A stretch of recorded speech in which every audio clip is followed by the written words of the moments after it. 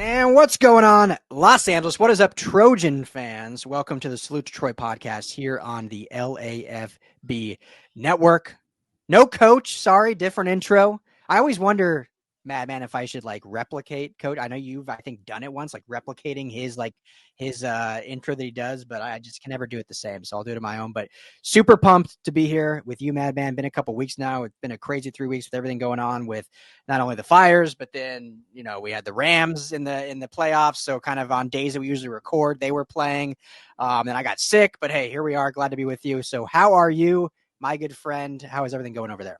Doing well, Rye. Great to see you, and obviously we're missing Coach tonight, but so great to see you, my friend. It has been a little while, and so excited to be talking Trojan ball with you tonight. And we were talking a little bit offline. We had sort of another version of this show in the history of the LA Football Network, the LA Football Show, where it was you and me doing the show. So it's great to sort of get the duo back together after a few years. So this is a special evening indeed. I think, honestly, since we I call it a merger, but we were all like a family network anyway. But since we kind of stopped the LA Football Show and merged into Salute to Troy with Coach, and it was Candace at the time, I think me and you have only done a show together once, maybe twice in the year and a half that it's been. Yeah, totally. Yeah, it's been once, maybe twice. Absolutely. Yeah. And I'm struggling to think about twice. It might have just been once, Yeah. So this is hey, Christmas has extended for me into the new year with tonight. Well, good. Well, I appreciate that. So always good to see you. But we got, obviously some of this news has transpired, so everyone knows about it, but wanted to at least us converse a little bit about it with the D'Anton Lynn retention. Huge news for UCLA with, I keep wanting to say Rex, but Rob Ryan becoming the new linebacker coach for the Trojans. And then we're going to talk a little Thunder and Lightning, little LenDale and Reggie, both in the news recently. Two of the best to ever put on the Cardinal and Gold. So excited to talk about it all with you, Madman. But first, got to thank our good friends BetOnline, sponsor of the show, betonline.ag. Best money lines, the best game stats, everything you need for all of your online wagering. Obviously, college football season now done with the Natty. What'd you think of that real quick? Ohio State taking down Notre Dame. That was an interesting game, right? I mean, the ebbs and flows there. I think going into the game felt like Ohio State was the best team in the country and that they were going to kind of roll. And it was sort of according to script there, 31-7. Obviously, Notre Dame had that epic opening drive, and then Ohio State rolled. But in much as the way Ohio State has done most of the year, they sometimes take their foot off the gas, when they're in a controlled situation. And you got to credit Notre Dame for the heart and the ability to come back. But ultimately, you knew Notre Dame just did not have enough on the outside. They just couldn't stretch the field enough to really make it a serious game. But remarkable. This is the world of college football now, Rye, that we live in. How much did this Ohio State season feel kind of like the Giants or the Ravens, in the years that they won the Super Bowl? I mean, has anyone had a crazier last 6 weeks than Ryan Day of literally feeling like you're going to be fired in a matter of hours after that Michigan loss to then reeling off 4 straight 10-plus point wins, dominant wins, and winning the Natty. And now you're just going to get some replenished nil and ready to get this thing going again. So, man, I mean, congratulations to Ryan Day and Chip Kelly and Ohio State for an incredible roller coaster of a season. Yeah. I mean, not to turn this into Ohio State show, but if the idea behind this expanded college football playoff, and there were obviously shortcomings, and I know everyone talked about the seeding and certain teams that should they have been in, should they have out, but I think the outcome was exactly what most college football fans wanted to see by this, was that, hey, the regular season is absolutely important, but if you get hot at the right time, anyone has a shot to win the whole thing. You just got to make the dance, and by having 12 teams, you have that. And so, Ohio State, I mean, they lost to Oregon, lost to Michigan, weren't even in the Big Ten championship, and here they are, national champions. And hopefully next year we can be at this time talking about USC as national champions. Absolutely. And hopefully all of you will bet on that game at betonline.ag. That's where we started this whole thing talking. But hey, the Super Bowl is coming up. One of the most, not one of the most bet on sporting event in history and the yearly calendar. So you can do that all on betonline.ag. Tell them the fellas over at Salute to Troy and the LAFB Network sent you. So, Madman, let's start with the boss, El Jefe, Danton Lynn, retained. I mean, I think this was an absolutely huge move. I think it was absolutely necessary for continuing the culture building of this program, or rebuilding of this program, whatever anyone wants to call it. I think he is instrumental in what USC is trying to do, not just defensively, but just as a program, because of what he brings to obviously the defense, but just the cool, calm demeanor and the NFL kind of experience and connections of what he does. And so the fact that Jen Cohen, Lincoln Riley stepped up, made sure that he was not going to be pried away by Penn State was absolutely, in my opinion, monumental. But haven't talked to you about it. So your thoughts on Dan Lynn staying in Los Angeles. Yeah, no, Ryan, I think you said it really well there. I was getting worried about Penn State in particular, and I know you talked about it in detail last week, because that alma mater element is so strong, right? And we can talk about this another day, right? But I have sort of a new definition of what a college football blue blood should be. It's very clear in my mind, and so we can talk about that another day. But for me, Danton Lynn kind of going to Penn State, I think there's an acknowledgement now across the country where, given how transactional the sport has become, given how much NIL plays such a big role, given the fact that you've got unlimited free agency, given there's so much movement in the sport, not just year over year, but sometimes month over month, that the only way you can create consistent culture is if guys think of their jobs as callings. There's a deeper connection to the university, and there's this sort of, spirit that you can't completely quantify. And so I think for Danton Lynn, that was sort of Penn State. Now, I always sort of envisioned Danton Lynn as being someone at USC for a shorter period of time. I think with Lynn, over under is probably 3 years. The reality is we might be in the last year of the Danton Lynn era at USC anyway, going into 2025, just because of the meteoric rise he had with UCLA's defense in 2023, the significant, improvement with USC's defense in 24. He puts another solid season together in 25, 3 years body of work. He's either getting a head coaching job in college or a defensive coordinator job in the NFL, one of the two. And so to me, you knew you were going to have to sort of open up the checkbook, because if it wasn't going to be Penn State, it was probably going to be somebody else offering him something. The fact that it was Penn State and his alma mater, I think, was even more significant. And the fact that SC was able to double down, be very intentional, make the raise, and also do it quickly. That's kind of been the critique over the last several months and even the last couple of years, is even when money has existed for USC to be able to get talent, either coaching or player personnel wise, they haven't been able to close those deals. They haven't been efficient with it. They haven't had sort of the leadership to be able to sort of execute on those contracts, on those transactions to make it happen. It seemed like here Jen Cohen and Lincoln Riley both stepped in, kind of eliminated any ambiguity and made this happen. And I completely agree with you, Ryan. He was instrumental. Because, if you take a step back and you even think about in this NIL world, Ryan, who's won national championships? Like Kirby Smart at Georgia, he's an alum. Jim Harbaugh at Michigan, he's an alum.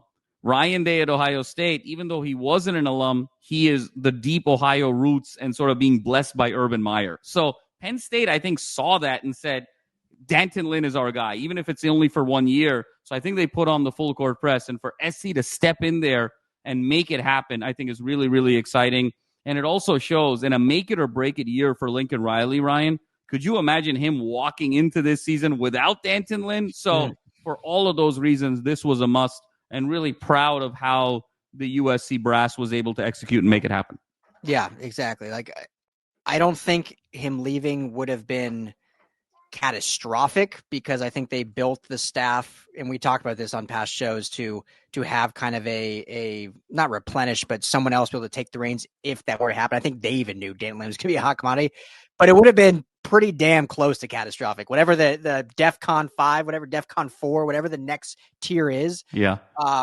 because I mean, it's his fingerprints on this defense, and Coach Henderson, I know, is the co-defensive coordinator, obviously has a lot of say, and we'll talk about the linebacker coach being hired as my daughter is making a spectacle behind me, but it's his fingerprints, and I really thought, not to talk too much more on it, but I really thought the only program outside of a head coaching offer, which would have been a promotion, obviously, the only program that he would have gone laterally was Penn State. Yep.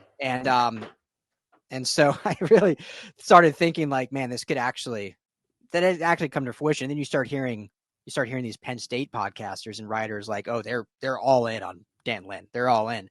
And then you start wondering, and this was just my thought, that I didn't hear any of this madman at all, but then you start wondering, like, is Penn State thinking of their succession plan to James Franklin? Like, right. Are they saying, hey, James, you've been great, but we've never gotten to that next level. Like, okay, cool. We're in the playoff this year. We lost. That was our first time being that far. We're always a contender in the Big Ten.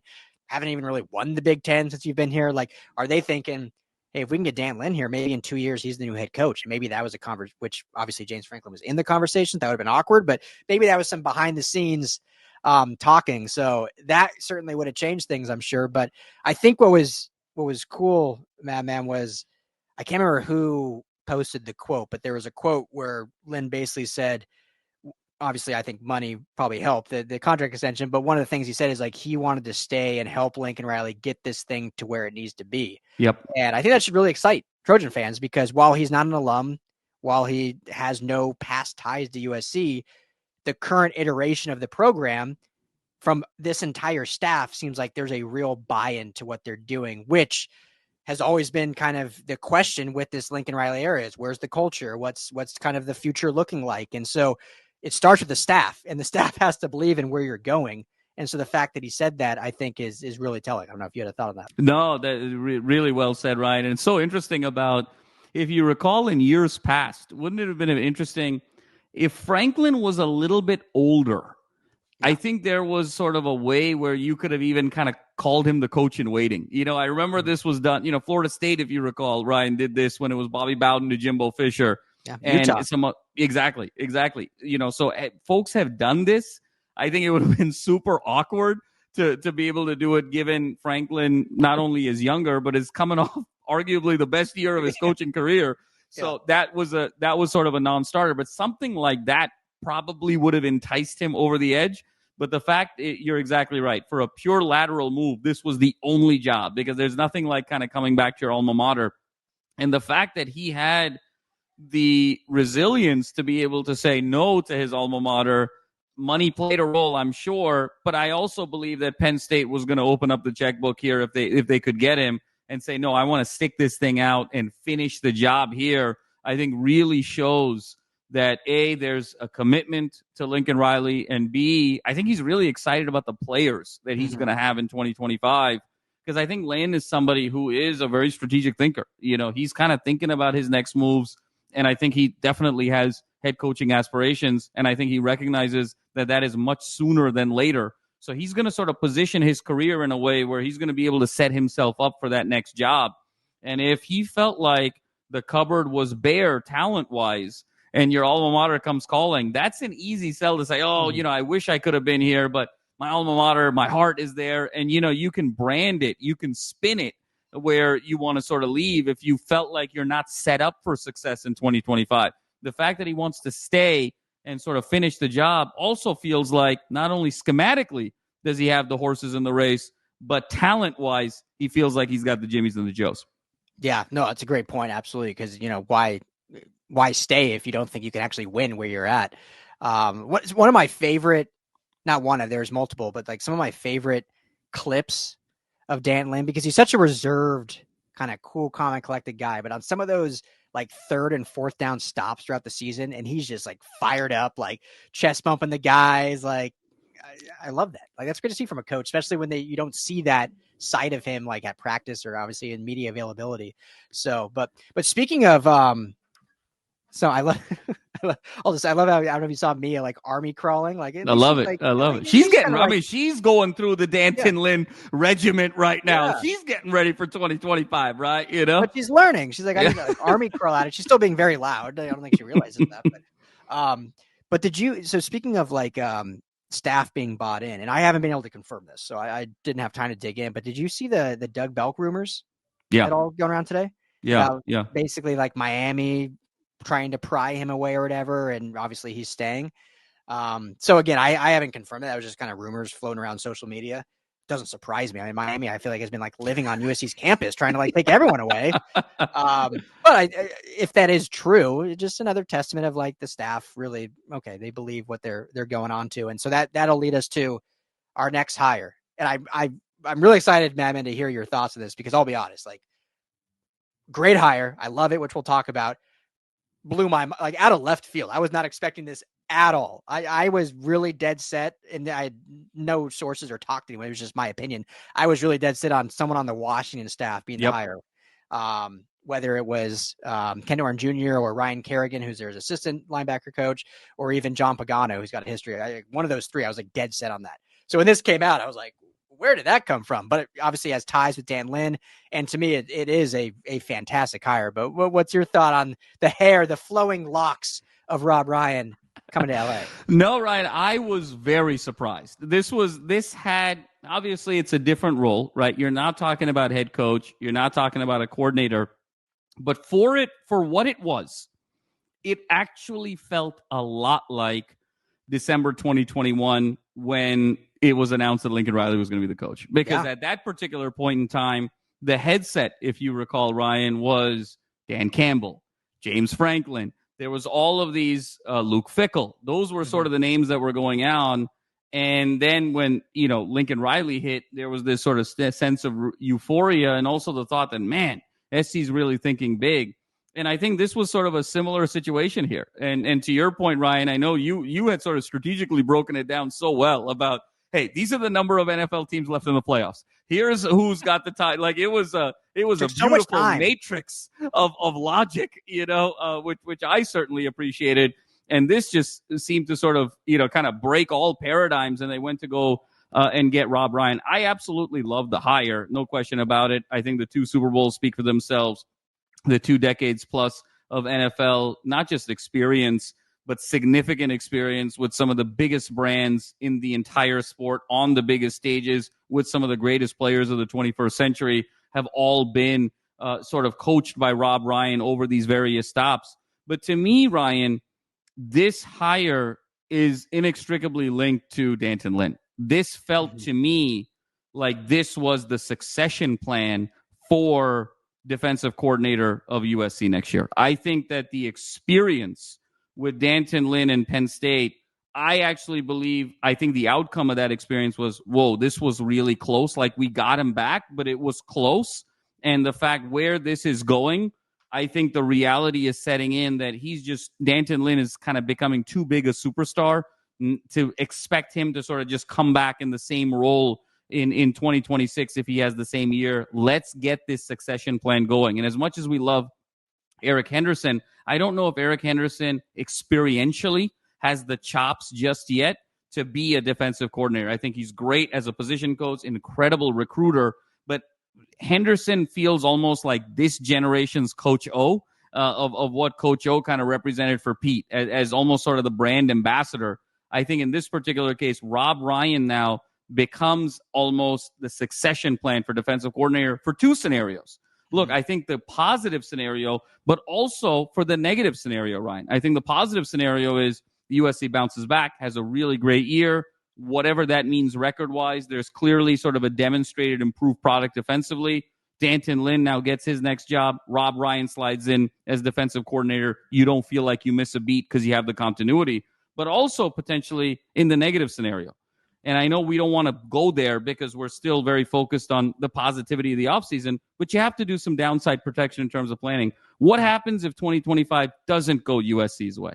And there needs to be a parting event with Lincoln Riley. Now you're in a position where D'Anton Lynn could step in and become the head coach in 2026, and then Rob Ryan becomes the defensive coordinator. So it actually sort of adjusts for the succession plan in either scenario. You have a really good 25 or you don't have a really good 25. So the fact that they're demonstrating kind of that strategic thinking and they're ready and they have the willingness and the checkbook to think big and go and close, I'm very, very excited about it. Yeah, no, great point, 100%. And the only other thing I'll add to that is, at least defensively, they're definitely, obviously, college football recruiting, relationships, all that's important, but they've taken on a face of like realizing that it's a business, and the NFL side of the Yep. coaching mind with Coach Henderson and Rob Ryan, like, you want that in your program, because ultimately 95% of these kids, their goal is to get to the NFL. Like, yeah, they're going to get an IL, they're going to get paid, but there's still the ultimate goal is the NFL. And if they can play for these guys that have been there, done that, won Super Bowls, played for some of the biggest brands in the NFL landscape, like, that speaks for itself. Like, it's great. And, I don't want to sound like I'm bad, but as great as like Al Golden or Jim Knowles or all these college coaches are, there's something to be said about that NFL pedigree that now the SC staff has. So I think that's just another check on the list of like ways that they can improve things, and ways that they can help get this thing to where it needs to be, because it's not there yet. I mean, on paper it's getting there, but 7-6 isn't there. So they got to go win the games, and it'll be fun to see. I'm really excited, Madman, to see, spring ball, and see kind of how this team looks and whatnot, which we'll have tons of time to talk about. But yeah. So, okay, moving on. So I love LenDale White on social media. Outspoken, not afraid. You've met LenDale before, right? Yes, I have. Yeah. So yeah, I've met him a handful of times. Like, how he is on Twitter, like, that's how he is in real life. Like, he's just gonna say what he wants to say. Super nice, good dude. But so for those that didn't see, I'm sure you did, and you can speak on it too, Madman. But basically, Ohio State's running backs, Henderson and Judkins, fantastic season, both 1,000-yard rushers, both double-digit touchdowns. But there was a tweet going around of like, were they the greatest duo in college football history? And LenDale put that to bed pretty quick. I agree with him, but it's still a fun discussion. Basically, coming out, he had more touchdowns than both of them combined by himself in the 05 historic season. So your thoughts on LenDale's comments, and is there justification behind it? Well, right. He's the gift that keeps on giving. And it's funny that you mentioned, have you met LenDale White? And yes, I have, as an adult, but I also ran into LenDale a ton in college. We were at SC at the same time. And even before his comments about Judkins and Henderson, I thought earlier on that pod, he's been kind of on the podcast circuit and creating content, and he's such a gift, because I remember he was talking about how his motivation for scoring touchdowns in games in those days was so he could be invited to the best frat parties, and he could have like the prettiest girls around him, and he could sort of party the hardest. And he said he was always so disappointed on those days when he didn't score touchdowns, because that wouldn't happen then, because it was only sort of reserved for the guys that scored touchdowns.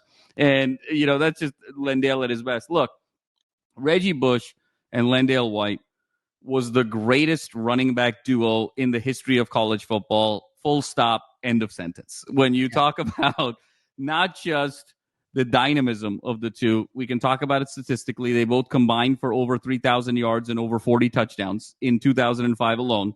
Yeah. We can talk about the iconic moments, whether it was Reggie with Notre Dame, whether it was LenDale that year with Arizona State, whether it was sort of both of them over the course of the conference schedule.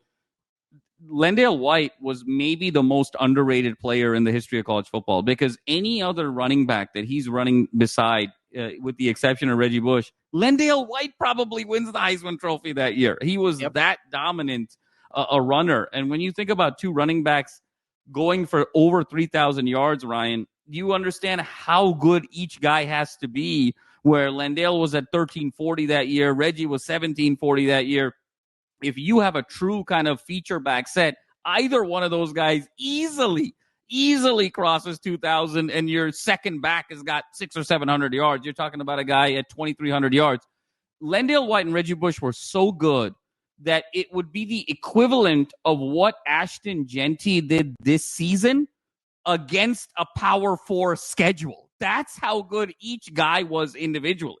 And so the notion that it's anybody but them is total blasphemy. I'm happy that he put that to bed really quick. And it also shows, Ryan, with the testament of time. It's almost been 20 years now since that iconic 05 season. And, we only won the Texas game. I mean, they just, That's the beauty and curse of sports, where you sort of become deified with the win and you become forgotten with the loss, no matter how close the win or the loss was, and no matter what went into everything before that final game.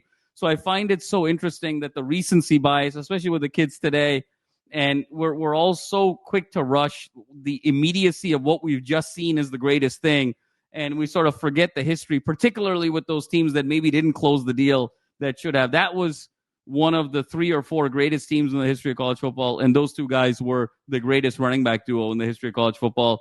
And anyone that has any sense of college football history will understand there's absolutely no debate. None. I mean, I saw, I can't remember who it was, but it wasn't like a fan. It was an actual, like, I don't know if you even call him a reporter, but like a credible content creator, if you will, and basically defending Ohio State, saying, well, Reggie and LenDale got to play the Pac-10. Like, what? Like, that was the excuse for that. Yeah, it's I mean, just to put it into context, Woody Marks, I think, had a fantastic season, especially, Lincoln Riley offense is obviously different than what teams ran back then, and particularly a Pete Carroll and Lane Kiffin and Sarkisian style offense that was run back then. But Woody Marks had, 1,200 yards rushing, and the next closest was Quentin Joyner with 490 or something like that, under 500. And you're talking two guys over 1,300, Reggie over 1,700.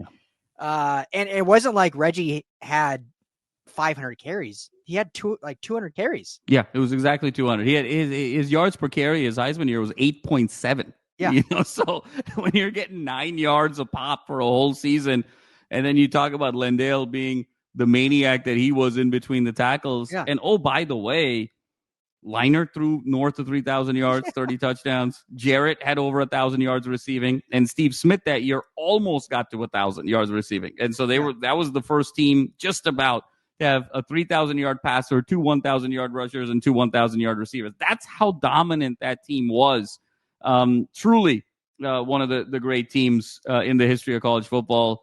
And all of us still feel the emotional shaping from January 4th, 2006. There's no from January 4th, 2005, I should say, 2006 from that loss. I mean, I'm still staggering from that game. But what a team that was.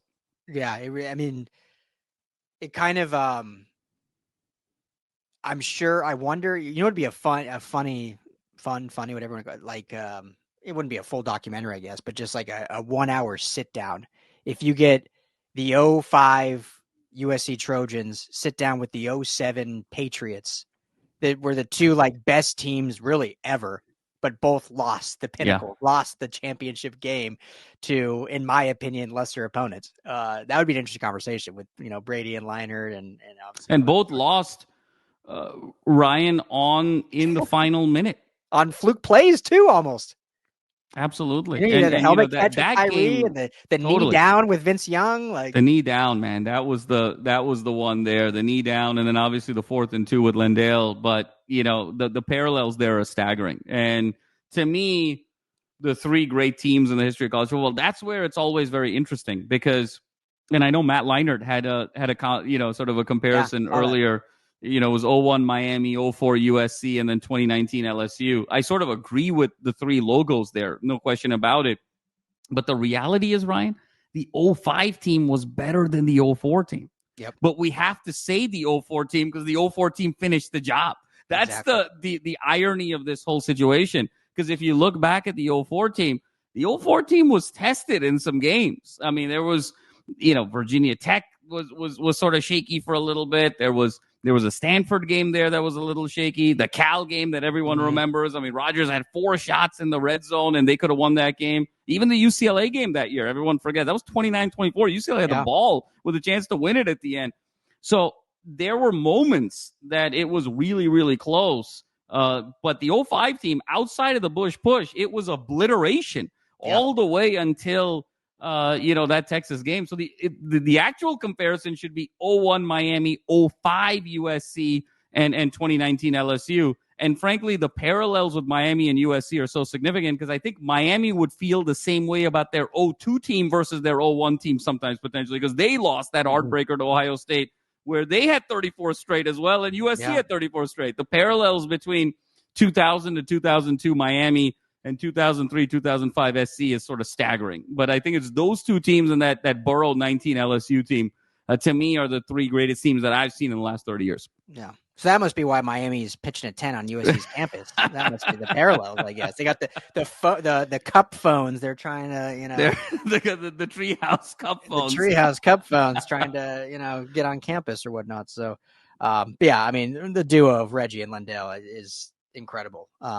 Best ever, I think, unquestioned. So, and that's like the one, Jamal, that's like the one, not the one, there's many, this NIL age that has, killed a lot of things. And, I'm said many times, happy the athletes are getting paid and whatnot, but I think there needs to be structure and all this, but that's a whole nother conversation that we've had many times. But one of the things that is a bummer is like, you'll never have that dominance again. Now, Ohio State, obviously we can maybe say this, it's the best running back duo of the NIL era ever. Like, I don't know if you'll see that again because of how running backs and whatever, like you're going to go to the best situation to get you the most reps, to get you the most money. And so maybe we'll never see that again, but certainly not the best running back duo ever in college football. So, all right, last piece of business. Speaking of best duo, the Lightning side, Reggie Bush, in a, I guess it was an interview, came out and said, he had kind of auditioned or interviewed for the Sacramento State head coaching job. But the key here had said, well, there's two keys. One, and it's cool. We don't need to talk about it much, but one, I think him saying that he's going to fight for USC to get their national championship back, their BCS championship back, which rightfully should be. But then him saying like he would love to coach USC one day and bring them back to glory. Your thoughts on that, Madman? Yeah, it was interesting, Ryan. It was lovely to hear, but I have to be honest with you, I was a little bit perplexed, and the reason why I was perplexed is his relationship with USC right now is so nuanced, and it is so complicated, and it is so layered, where I sometimes wonder where Reggie's headspace is with USC, and it almost feels like it depends on the day. It depends on the hour of the day, because on the one hand, you're saying you want to fight for the BCS trophy, obviously, in relation to the Heisman and the vacation, the vacating wins and whatnot, which is a really admirable task. On the other hand, you're suing the school, so, for deferred compensation.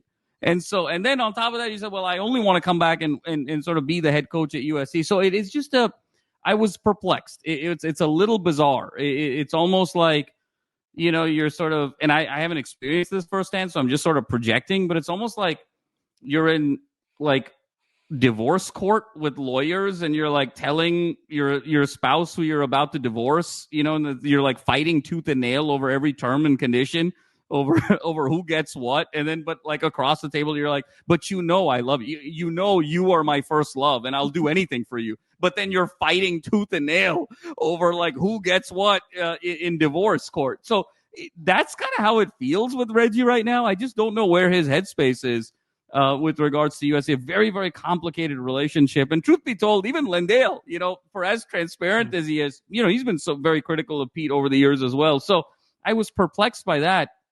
But I think the other layer here, Ryan, and love him or hate him, and I know Coach isn't here, so perhaps there may be a different take here. I do think that Deion has inspired a lot of ex-players in terms of what the art of the possible is, in terms of what, as a future coach you can be. Because for someone like Deion, who wasn't a lifelong coach, wasn't someone who sort of came up the coaching ranks over the years as an ex-player in what we would call sort of a traditional way, the way even like an Aaron Glenn just has and gotten a head coaching job. I think that has sort of inspired a lot of guys that, hey, there's a college path here where if you've got a lot of name recognition, you can sell, you can recruit, you can brand, you can put money together, and you know what you're talking about on the field. You can become the face of a program fairly quickly if you believe in yourself. So I think in that regard, Reggie and probably others like him are looking at Coach Prime and saying, hey, if Coach Prime can do it, there's a path now for me, and they're getting inspired in that way. And so love Coach Prime or hate him, love the Colorado program or hate it. I think it's very positive that it's creating this inspiration out of prior years and prior eras icons to sort of pursue some great things. But on the USC side specifically, I'm a little perplexed, right? I love that you brought up the Coach Prime thing, because what I wasn't gonna I guess parlay it to Prime, but it's in the same realm, because when you hear someone of Reggie's status mention coaching, especially a pristine program, it's like, well, okay, well, you probably should start coaching then, so you have some experience. But I think in today's coaching, and for sure in college, there's two styles of coaches. As apparently Siri heard me say that. There's two styles of coaches, in my opinion. There's the X's and O's schematic. There's the teacher coach that is teaching football fundamentals, scheme, and all that. And then there's the motivator, leader, brand ambassador, almost CEO coach. And that could probably be said in the NFL too. In my opinion, I don't think Deion's out there. Obviously, he knows, like, one of the greatest defensive backs of all times. Like, obviously, he knows how to play defense, but I don't think he's out there necessarily coaching fundamentals and defensive scheme, or I don't think anyone would argue that. Like, he is purely the motivational leader of that team that is trying to build a coaching staff that does all that for him, and he can be the figurehead of getting guys in, handling NIL, doing all this kind of thing, and being kind of the CEO of the program. And so I think Reggie has that staying power and that name power to, if he goes and coaches, and I'm not even saying that this is going to happen soon, but if he goes and coaches 1 or 2 years, just so at least he has something on his resume, right. He doesn't need to have like some world-beating offensive scheme to come in. He doesn't have to have some like crazy in-game strategy. Like, if he can just be the motivator, the leader, the CEO, understand NIL, and then hire a world-class staff that does all that for him, that's kind of the new era of coaching. So your point is so valid in the sense that I think Prime has sparked a lot of these players, and not just players, but also like business people. Like, well, if I can just lead, that's what a business is, right? Like, half the business, so many CEOs probably don't know 75% of what their employees actually do, but they just lead and are able to hire the right people to do the right job. That's what the modern coach is. Absolutely. No, so well said, Ryan. And I think that's now the path. That path has opened up, where before, to your point, you had to be the X's and O's guys. There was only a fixed way to do it.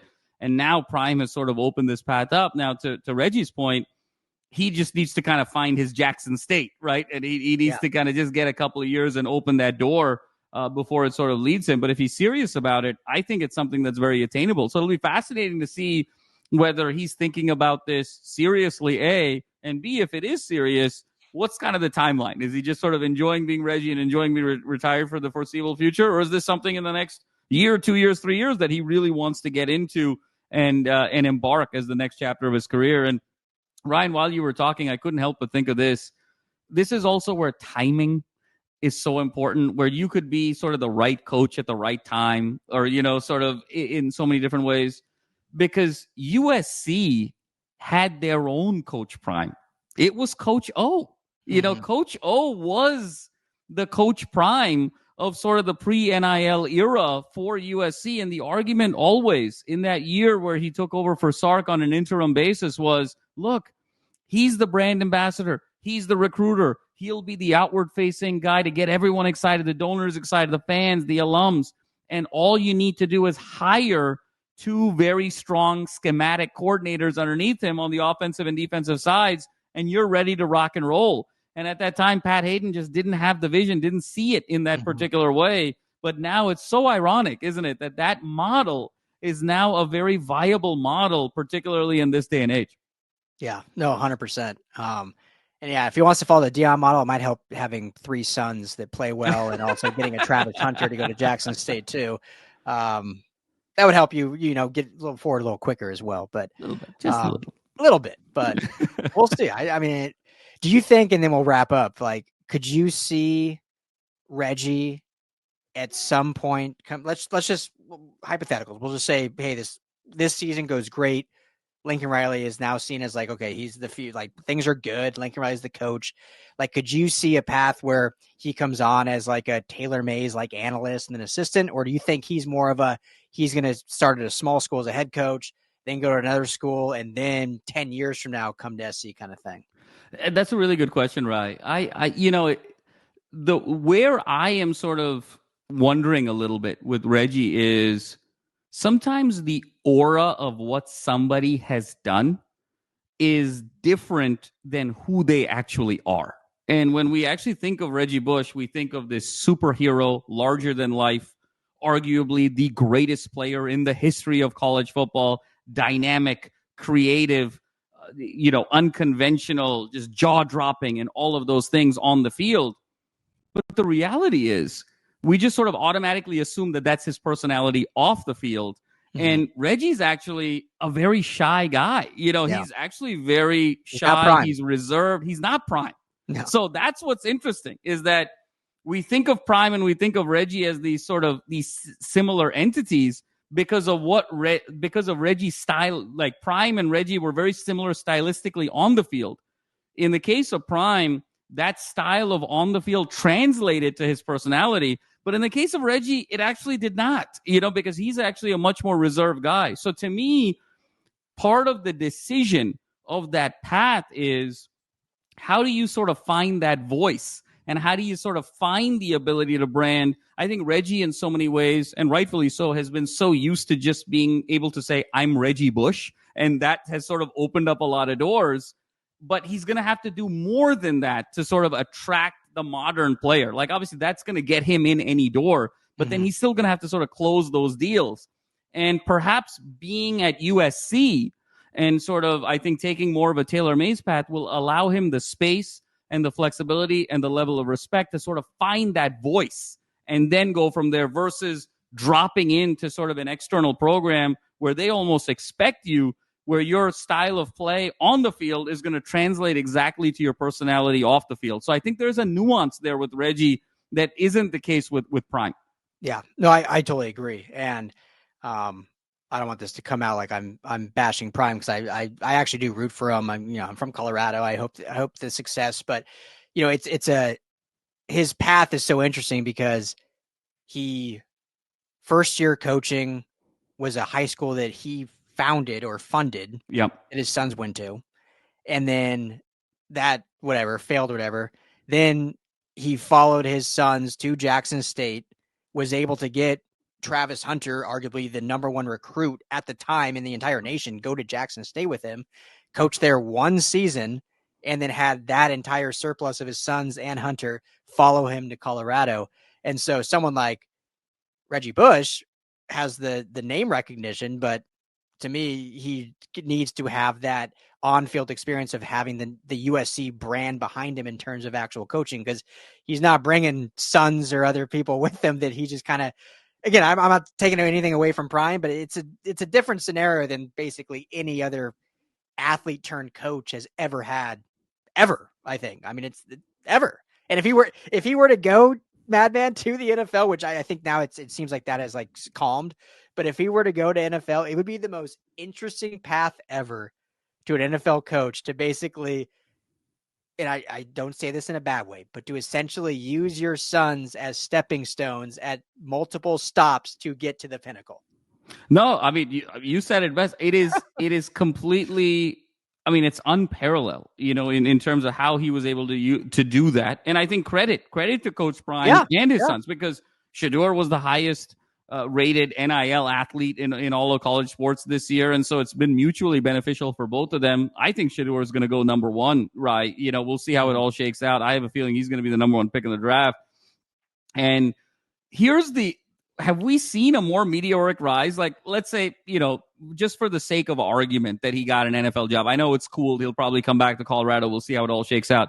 But 1 year in high school, 1 year at Jackson State, 2 years at Colorado, and now you're in the NFL. In 4 years, he went from coaching high school to potentially being a legitimate candidate for the Dallas Cowboys job. This would be the equivalent on this network. Would be Coach Rowe just got a high school coaching job, that we would say Coach Rowe in 2029 would be coaching the Dallas Cowboys. And I think we would love that. But that's just to sort of contextualize how meteoric this rise was, would be our very own Coach Rowe coaching the Cowboys or the Niners or the Rams in 4 years. Like, that's where this has gone in such a short period of time. Yeah. He just needs Bo Rowe to be a pretty good football player and have that aging thing speed up a little bit, I guess. Insane, but hey, love Reggie saying he wants to coach USC. I mean, it's great. I agree with you. Your first initial thoughts, like it's a very interesting back and forth of his relationship with USC, and that's more nuanced and way above my pay grade to know what it's all about. But publicly hearing him say that, I mean, that's fun. It's fun for USC fans. Totally. So hopefully, Madman, hopefully we get him running out of the tunnel in 25. I know there was thoughts of that happening last year. Hopefully that happens in 25. That's probably the first step. Let's make that happen. Yeah. Absolutely. You know, I think part of the relationship, you know, was a little bit awkward because let's not forget, right, this past season, it was the 20-year anniversary of the 04 national championship team. You know, there was such an opportunity to do something on the field. So hopefully now with Reggie having his Heisman back, with the 5 in the peristyle, rightfully so, hopefully we can take that next step. Oh, my God. Reggie running out of the tunnel, the game would sell out just off of that in 30 seconds. Just off of that. That would be the mother of all events there.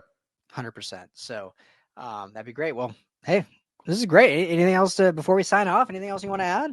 No, just it's a pleasure, right? I know we offline we said, hey, let's we'll keep it sort of a shorter episode, but as they say, time flies when you're having a great time. Yeah, exactly. So great hanging out with you as always. But hey, a little more FaceTime, just one-on-one, which is always good.